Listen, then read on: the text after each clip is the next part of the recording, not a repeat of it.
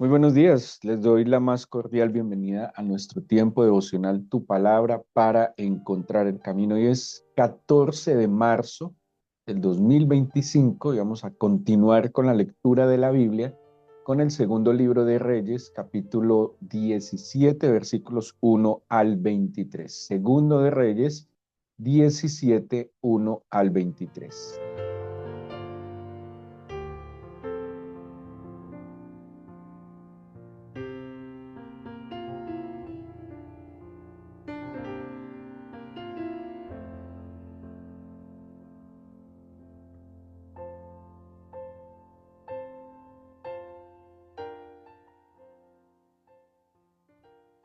Bueno, este capítulo 17 nos va a contar ya tristemente la caída y el cautiverio de Israel. Les recuerdo que al momento de la muerte de Salomón, cuando empieza a gobernar su hijo su hijo Roboam, em, Israel es dividido en dos reinos. Su hijo Roboam va a tomar dos tribus al sur y va a establecer su capital, o más bien va a continuar su capital en la ciudad de Jerusalén, y este nuevo reino se va a llamar Judá. Y en el norte se quedan 10 tribus que van a estar inicialmente en cabeza de un hombre llamado Jeroboam, y ellos van a quedar 10 tribus en el norte. Pero ¿qué pasó? Eh, el vínculo unificador de todo el pueblo de Israel, en términos generales, o así mismo lo estableció el Señor, era el culto, ¿sí? La adoración. Por eso había un lugar vinculante que era el templo que estaba en Jerusalén.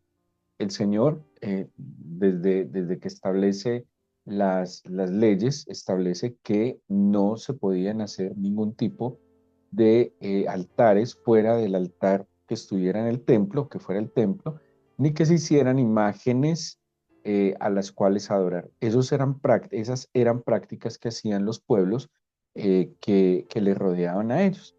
Pero cuando Israel se separa, el norte queda lejos de la capital, que es Jerusalén, y la importancia de Jerusalén, más que cualquier otra razón política, económica, social, era que en Jerusalén estaba el templo. O sea, acordémonos que Salomón había edificado el templo, pero antes de Salomón, su padre David había establecido en Jerusalén también el culto en el tabernáculo, lo que se conoce como el tabernáculo de David.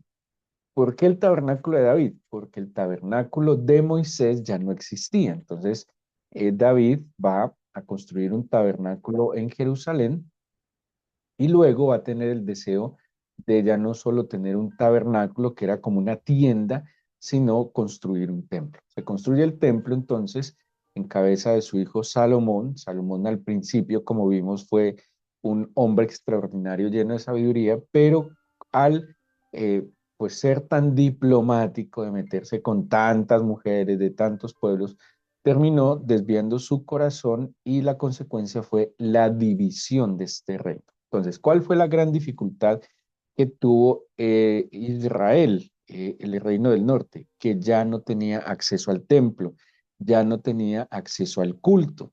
Entonces Jeroboam, quien era este rey nuevo, en este nuevo reino, eh, le pareció pues muy práctico construirle a los israelitas en Samaria altares, ¿sí? Altares, porque él sabía que el culto, que la fe era un vínculo muy fuerte entre el pueblo. Entonces él pensó, si estos pretenden ir a adorar a Jerusalén, se me van a desertar, ¿sí? Entonces, imagínense cómo toma una decisión, entre comillas, religiosa o espiritual, con fundamentos políticos, ¿sí? Entonces, ¿por qué por política, si los israelitas se iban a adorar a Jerusalén, pues terminarían tal vez inclinados hacia el pueblo de Judá? Entonces él, pues de nuevo en su practicidad, levanta unos altares y lleva al pueblo de Israel a que adore otros dioses. O sea, de entrada, esto estaba destinado al fracaso, ¿sí? Porque de entrada se habían apartado del Señor. Ahora, ¿qué otras soluciones tendría? Bueno, ya no las encontró y lastimosamente estas decisiones llevaron a lo que hoy nos cuenta el capítulo 17 de Segundo Libro de Reyes, y es que definitivamente van a caer en manos de los asirios, ¿sí? Ellos constantemente fueron amenazados por pueblos. En este momento del capítulo 17, cuando gobierna un rey llamado Oseas, es fácil a veces confundirse en la Biblia porque hay muchos homónimos, o sea, personas que tienen el mismo nombre. Por ejemplo, hay tres Oseas, hay por lo menos tres o cuatro Oseas que tenemos en la Biblia. Oseas fue Josué, ¿sí? Acordémonos que Josué, su nombre original era Oseas. Oseas es un profeta, pero Oseas también tenemos que hay un rey en Israel y si no me equivoco, hay un Oseas también en Judá, ¿sí? Entonces es muy fácil a veces confundirse, ¿no? Este es un rey malo, perverso, eh, y cuando él estaba gobernando, ellos tributaban a Siria, ¿sí? Lo que hacían los imperios era, o voy, te domino, te destruyo, te disperso, o simplemente págame tributo. Era como la manera más pacífica de estar bajo el dominio de un imperio. Pero Oseas busca aliarse con los egipcios eh, pues para, digámoslo así, para salirse del dominio de los asirios, dejó de pagar sus tributos y el rey asirio decide invadirla y conquistarla, ¿sí? Entonces, eso es lo que nos cuenta el capítulo 7. Pero quiero centrarme en algo, y es que este capítulo explica o menciona claramente las razones que tuvo el Señor para permitir la destrucción de Israel, el reino del norte, ¿sí? Ya llevaban más o menos unos 250 años establecidos, habían tenido varias dinastías. Cuando hablo de dinastías es que diferentes grupos familiares estuvieron gobernando sobre este reino. Eso no pasó en Judá. En Judá siempre fue la dinastía de David, o sea, los descendientes de David, pero en el norte fueron diferentes familias las que gobernaron. Algunas se establecieron como dinastías en el sentido que sus hijos fueron heredando el trono, otros llegaron de manera puntual en un momento de la historia de este pueblo. Entonces miremos que lo dice el capítulo 17, ¿por qué el Señor terminó permitiendo que este pueblo cayera en manos de los asirios? ¿Sí? Hay una, y hay algo que nos enseña la Biblia expresamente. Por ejemplo, Pablo en la carta a los romanos habla de que la voluntad del Señor es perfecta y es agradable, ¿sí? Buena, perfecta y agradable. O sea, hay una voluntad del Señor absoluta. Es deber de nosotros conocerla, entenderla y obedecerla. Ahora, siendo sabios e inteligentes, si el Señor tiene una voluntad perfecta, agradable, quiere decir que esa idea que Él tiene nos va a convenir a nosotros sí o sí. Habrá aspectos de la voluntad del Señor que sean un poco más complejos para nosotros, pero si es la voluntad del Señor, como dice Pablo, es perfecta, agradable y es buena, ¿sí? Pero también, si yo no me acojo, si yo no entiendo, si yo no acepto, si yo no hago la voluntad perfecta, agradable y buena de Dios, pues también, digámoslo así, en la soberanía del Señor hay una voluntad permisiva, ¿sí? No es que la Biblia diga literalmente que hay una voluntad permisiva, pero lo vemos en la Escritura y seguramente lo hemos visto en nuestra propia vida, que yo tengo la oportunidad en mi libre albedrío de conocer, entender, aceptar y hacer la voluntad perfecta, agradable del Señor, o en mis propios criterios, en mis propias, eh, como dice la Biblia, en mi propia prudencia, mi propia sabiduría, puedo determinar hacer mi propia voluntad, y ahí es donde opera lo que llamamos como la voluntad permisiva del Señor. Entonces, el Señor tiene un plan para mí, perfecto, agradable y bueno. Pero si yo no ni busco conocerlo, ni procuro entenderlo, si no lo hago, pues obviamente el Señor es como si simplemente me permitiera que yo haga lo que quiero hacer, ¿sí? Y en el plan del Señor, la voluntad agradable, perfecta y buena que tenía el Señor para el pueblo de Israel es que primero Él fuera el centro, ¿sí? Que Él fuera el todo para ellos, el protector, el proveedor, el maestro, el pastor, pero Israel determina eh, en su propia voluntad apartarse. Y entonces el Señor simplemente los deja. Esa es como la voluntad permisiva del Señor. Él los deja. Ah, bueno, esto es lo que yo te ofrezco. Si no lo quieres tomar, pues yo también voy a permitir que hagas lo que te parezca, pero eso sí tendrás que asumir las consecuencias de tus decisiones. Ojo, si yo hago la voluntad del Señor, las consecuencias de hacer la voluntad del Señor es, digámoslo de alguna manera, responsabilidad de Él. Pero si yo tomo mis propias decisiones alejado de su voluntad perfecta, buena y agradable, pues yo asumo las consecuencias de esas decisiones.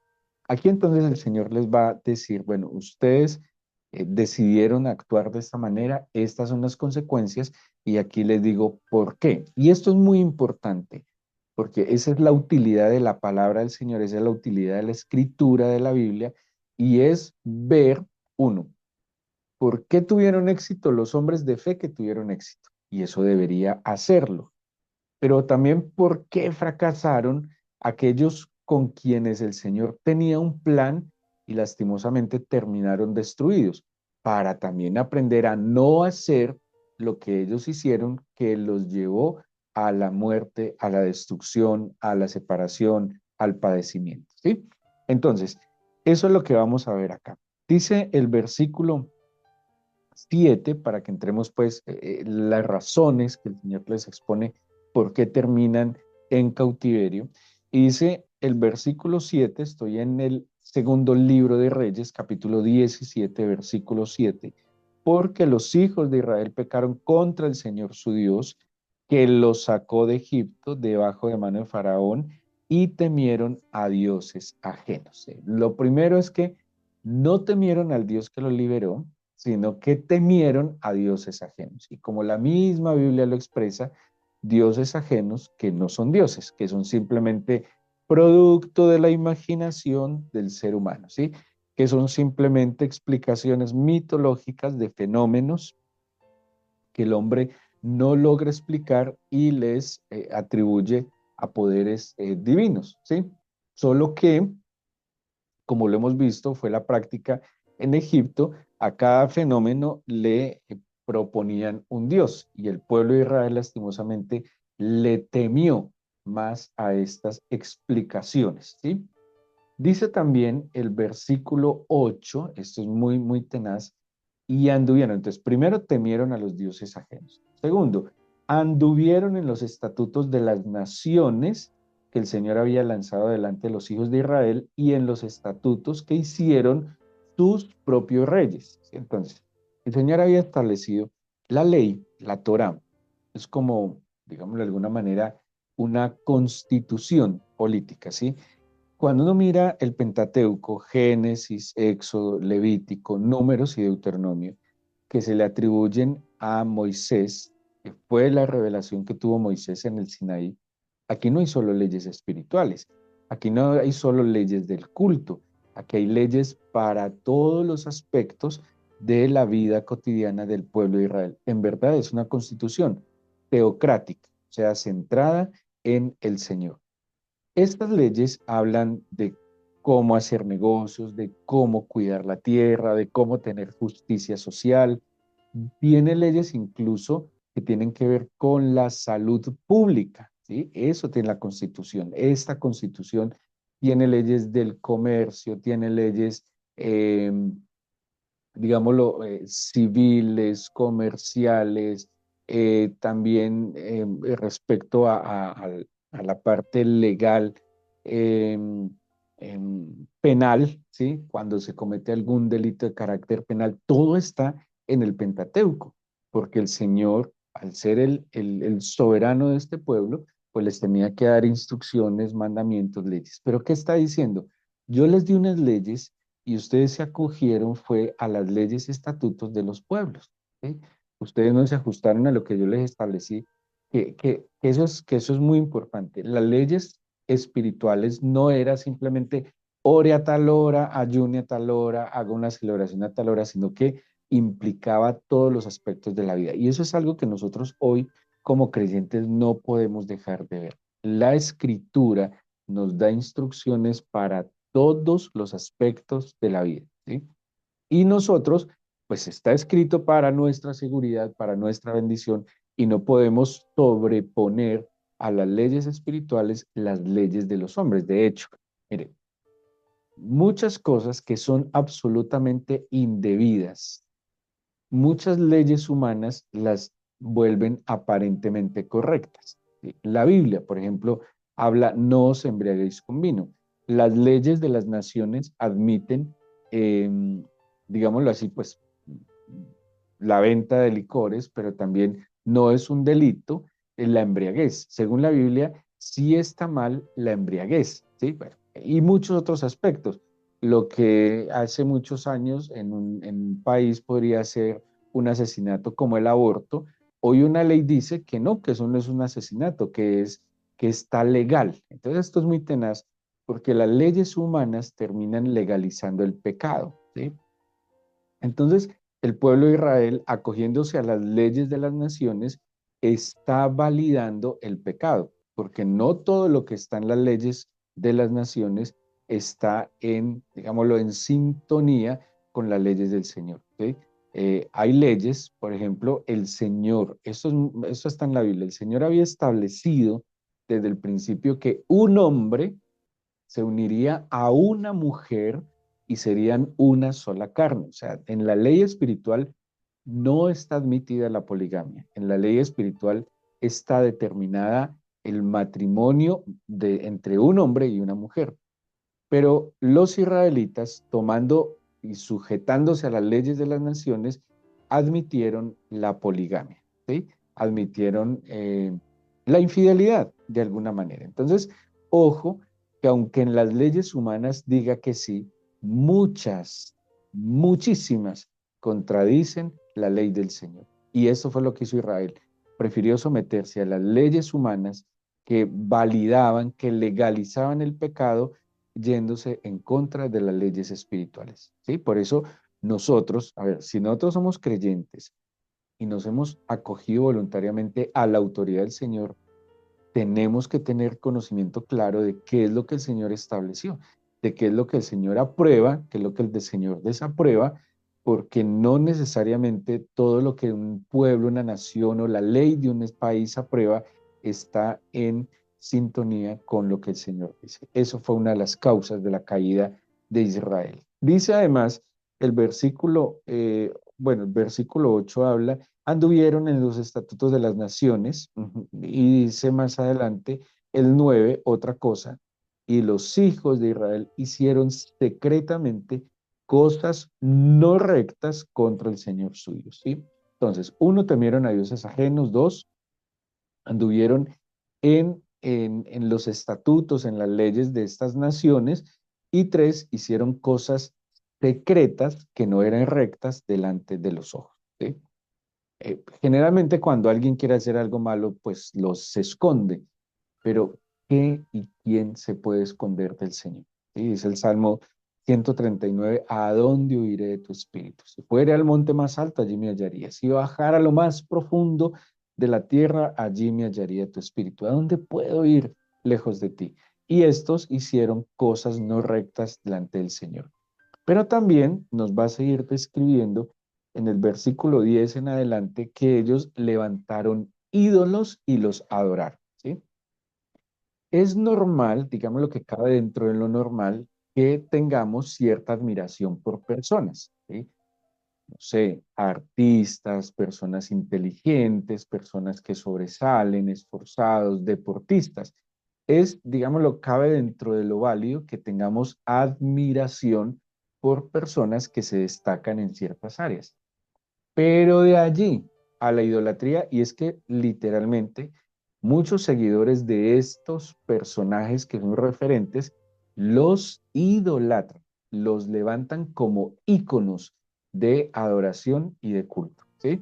Entonces, uno dice, no, y ellos eran idólatras, pero cuántos dioses e ídolos podemos tener nosotros, ¿sí? Cuántas personas, cosas, ideologías las tenemos como el centro de nuestra adoración. ¿Estamos? Entonces, ellos ¿qué hicieron? Empezaron a levantar lugares altos, a establecer imágenes, a, a ofrecerles a ellos culto y adoración.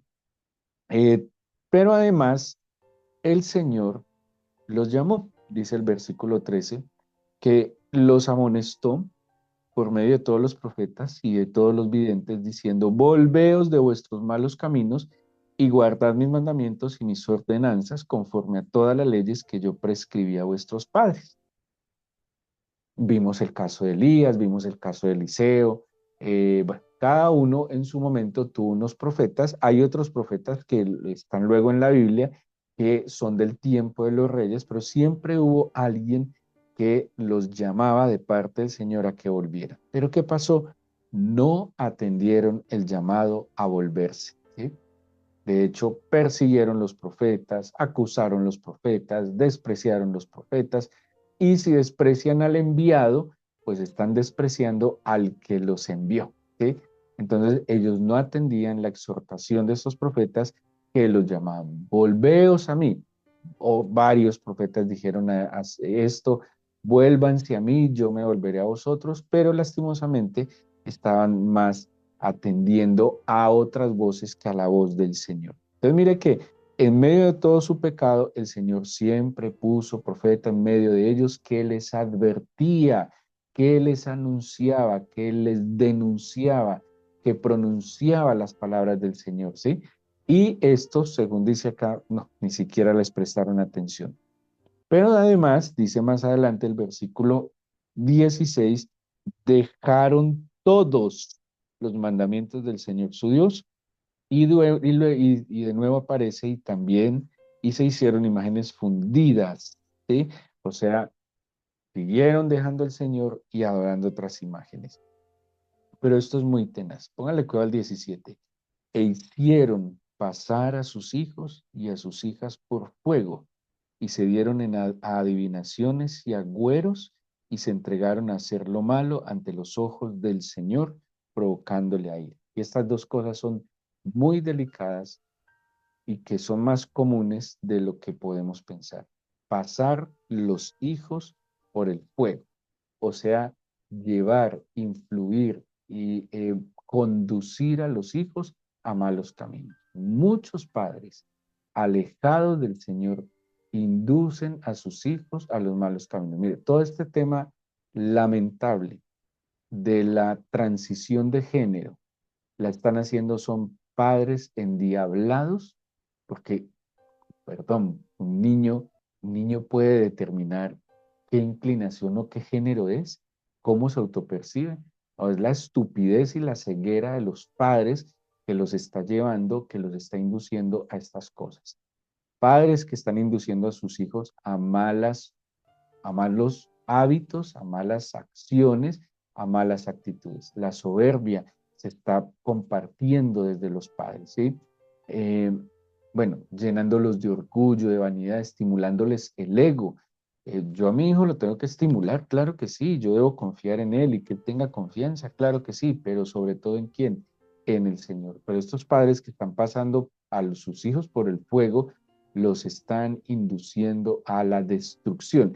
Son padres que están llevando a sus hijos al abismo, ¿sí? Entonces, estimulándoles la vanidad, eh, no solo la vanidad, sino aún desórdenes, adicciones, bueno, una cantidad de cosas bárbaras que hacen los padres en la ignorancia del Señor y de sus principios, ¿sí? Padres que inician a sus hijos en una vida sexual temprana, padres que inducen a sus hijos a consumos de drogas, a delitos, ¿sí? A cosas que son completamente ilegales. Y por último dice, y además practicaron la brujería y la hechicería cuando habla de los agüeros y todas estas cosas. Entonces, no creyeron en el Señor, no obedecieron al Señor, pero sí consultaron chamanes, brujos que le leyeran las cartas, que les hicieran los riegos, que les hicieran, no sé, conjuros para la buena suerte, bueno, una cantidad de cosas aterradoras, y esto llenó el colmo, esto ya fue el colmo, y por eso el Señor, en su voluntad permisiva, dejó que Asiria los dominara y los destruyera, ¿sí? O sea, este padecimiento no vino gratis, fueron 200 años de insistencia del Señor a que se volvieran a Él, pero no lo atendieron. Esto que acabamos de leer, que pasó hace, no sé, 2800 años atrás, eh, pues tiene que despertarnos a nosotros también, porque esto es lo que hacen hoy las naciones que le dan la espalda al Señor, tal cual, ¿sí? Tal cual, guardando las proporciones, pero tal cual es lo que hace una persona que tiene la oportunidad de conocer y caminar en las sendas que el Señor tiene para nosotros, pero que elige darle más bien y temer a dioses ajenos, andar en los estatutos y las leyes de las naciones, en hacer cosas secretas no rectas, en levantar ídolos, en no atender al llamado a volverse a Él, el dejar los mandamientos, pasar sus hijos por fuego y practicar brujería, hechicería, agüeros, agoreros y todas estas cosas. ¿Puede algo hecho con las manos de los hombres traerme a mí la bendición? ¿Sí? Puede, no sé, un muñeco, una piedra, un pedazo de palo traer a mi vida la protección, ¿sí? Eso es muy lógico. Y muchas de estas cosas la practican hombres y mujeres supuestamente muy inteligentes, muy preparados, muy estudiados, pero que tienen unos comportamientos, pues, que dejan mucho que desear sobre su real inteligencia. Entonces, aquí tenemos este ejemplo y esto está puesto en la Biblia, así lo dice Hebreos, para que nosotros aprendamos y no caigamos en en el mismo error, así lo dice la Biblia, que cayeron estos hombres porque le dieron la espalda al Señor.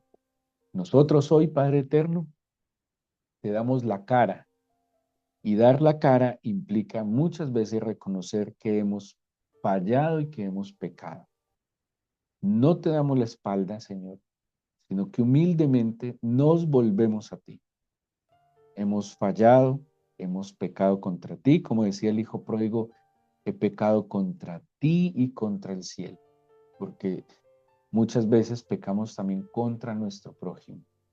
Pero hoy te damos la cara, Señor, pidiéndote que nos perdones, que nos limpies, que si en nosotros ha habido algo de esto que tú le reclamaste a tu pueblo, que trajo como consecuencia su esclavitud, pues Señor, en nuestro corazón despierte, tome decisiones sabias porque no queremos vivir en esclavitud. Tú me das la oportunidad de ser libre, libre para amar, libre para perdonar, libre para agradar. Y yo no quiero vivir bajo estos modelos de esclavitud. Yo te pido, Señor, entonces que mis sentidos se agudicen, se despierten, para no olvidarte, para no andar en las leyes y los estatutos de los pueblos, Señor. No todo lo que está establecido en las leyes humanas, Señor, me da a mí validez para irme en contra de las leyes espirituales. Yo te pido que mi corazón, mi mente siempre discierna lo que es bueno y lo que es malo. Guárdame, ampárame, Señor, y si en mi corazón he levantado algún ídolo y le he rendido culto, te pido perdón y ayúdame a poner mis ojos solo en ti. Tú eres perfecto, Señor, no hay nadie como tú. El hombre me va a fallar tarde que temprano, pero tú, Señor, no, eres perfecto. Y ayúdame a reconocer, por supuesto, las buenas cosas de las personas, a reconocer su esfuerzo, su valentía, sus virtudes. Claro, es lícito, lo puedo hacer y lo debo hacer, pero jamás idolatrar, pero jamás que sean el centro de mi culto y de mi adoración. Yo te pido, por favor, que mis sentidos perciban tus llamados de volverme a ti y acogerme a tus mandamientos, para que yo pueda también conducir a mis hijos con temor y sabiduría, Señor. Que yo no los pase por el fuego, sino que por el contrario, como dice la Escritura, mis hijos sean, Señor, como esas flechas en el arco del valiente que se lanzan a que lleguen muy lejos, que yo no lleve a mis hijos a la destrucción, sino a la vida y a la preservación. Y guárdame de refugiarme y de creer, Señor, que la suerte, que la buena suerte y las buenas cosas vienen por elementos hechos por mis manos o por conjuros o por cosas, Señor, tan que en verdad son ilógicas, sino que mi buena suerte eres tú, que tú eres mi gran fortuna y que lo que llegue a mis manos va a venir de las tuyas. Señor, que lo que tú me permitas recibir va a ser con tu bendición. Y dice la Biblia que tu bendición enriquece y nunca añade tristeza con ella. Gracias, Señor, por este nuevo día, por esta semana que vivimos. Te encomendamos este fin de semana, nuestro tiempo en la iglesia para congregarnos, para adorarte, para alabarte, Señor, y para seguir recibiendo tu santa palabra. En el nombre de Jesús. Amén.